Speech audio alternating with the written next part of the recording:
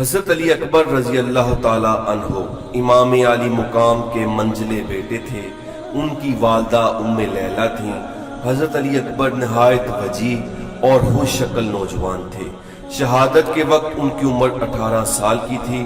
حضرت علی اکبر شکل و صورت میں رسول اللہ صلی اللہ علیہ وآلہ وسلم کے مشابہ تھے، اس لیے اہل بیت کا ہر فرد ان سے محبت رکھتا تھا۔ جب اپنے والد ماجد کو میدان جنگ میں جانے کی غرض سے تیاری کرتے ہوئے دیکھا تو فوری طور پر آگے بڑھے اور عرض کرنے لگے، ابا جان یہ کیسی تیاریاں ہیں؟ آپ کہاں جا رہے ہیں؟ یہ کیسے ممکن ہے کہ آپ میری آنکھوں کے سامنے شہید ہوں؟ ابا جان آپ میرے ہوتے ہوئے میدان جنگ میں کیوں تشریف لے جا رہے ہیں؟ مجھے اجازت دیجیے۔ حضرت امام علی مقام نے محبت بڑی نگاہ اپنے فرزند پر ڈالی اور فرمایا، بیٹا میں تمہیں کس دل سے اجازت دوں؟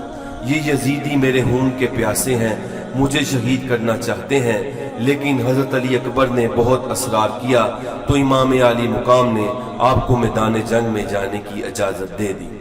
حضرت علی اکبر میدان جنگ میں جانے کے لیے تیار ہوئے تو امام علی مقام نے خود اپنے ہاتھوں سے 18 سالہ حسین و جمیل جوان بیٹے کو گھوڑے پر سوار کیا، تلوار حمائل کی اور نیزہ اپنے دست اقدس سے ان کے ہاتھ میں دیا۔ بیٹے نے امام علی مقام اور خیمے میں کھڑی ہوئی دکھ رسیدہ بیبیوں کو سلام کیا اور میدان جنگ کی طرف چل پڑے۔ اجازت ملنے کے بعد حضرت علی اکبر رضی اللہ تعالیٰ عنہ تلوار کو لہراتے ہوئے دشمنوں کی طرف بڑھے تو کوفی حیران ہو کر ابن سعد سے پوچھنے لگے، یہ نوجوان کون ہے؟ چند پرانے دشمن جنہوں نے حضور نبی کریم صلی اللہ علیہ وآلہ وسلم کی زیارت کی تھی، یہ تو خود نبی کریم صلی اللہ علیہ وآلہ وسلم تشریف لا رہے ہیں، اب کیا ہوگا؟ چلو باغ چلے۔ ابن سعد بولا، گھبراؤ نہیں، یہ حضرت امام حسین رضی اللہ تعالیٰ عنہ کا بیٹا ہے اور نبی کریم صلی اللہ علیہ وآلہ وسلم سے مشابہ ہے۔ تمام لشکر آپ کو محویت کے ساتھ دیکھ رہے تھے، ساتھ ہی ان پر دہشت طاری ہوتی جا رہی تھی۔ آپ نے میدان جنگ میں آتے ہی بآواز بلند رجس پڑی، غرض یہ کہ آپ نے دشمنوں کو مقابلے کے لیے للکارا تو لشکر یزید میں کھلبلی مچ گئی۔ کسی لین کی جرت نہ ہوئی کہ وہ مقابلے کے لیے نکل سکے۔ آپ نے خود ہی دشمن کے لشکر میں گھس کر حملہ کیا اور اشیاء کو درہم برہم کر دیا۔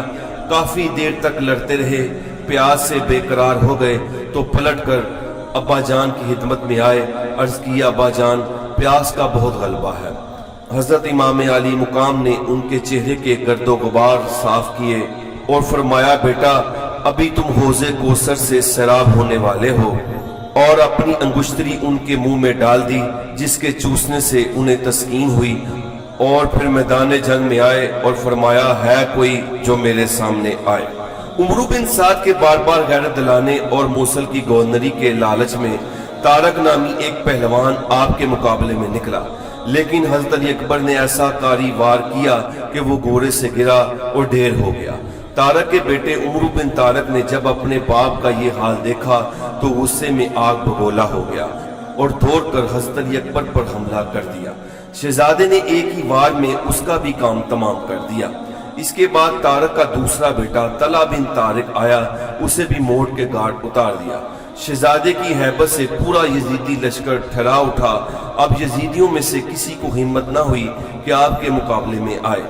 آخر میں ابن سعد نے محکم بن طفیل کو 1000 سواروں کے ساتھ حملہ کرنے کے لیے بھیجا۔ انہوں نے چاروں طرف سے آپ کو گھیر لیا اور آپ کو زخموں سے چور چور کر دیا۔ بلاخر آپ پشت زین سے روح زمین پر آ گئے اور پکارا، اے ابا جان میری خبر گیری فرمائیے۔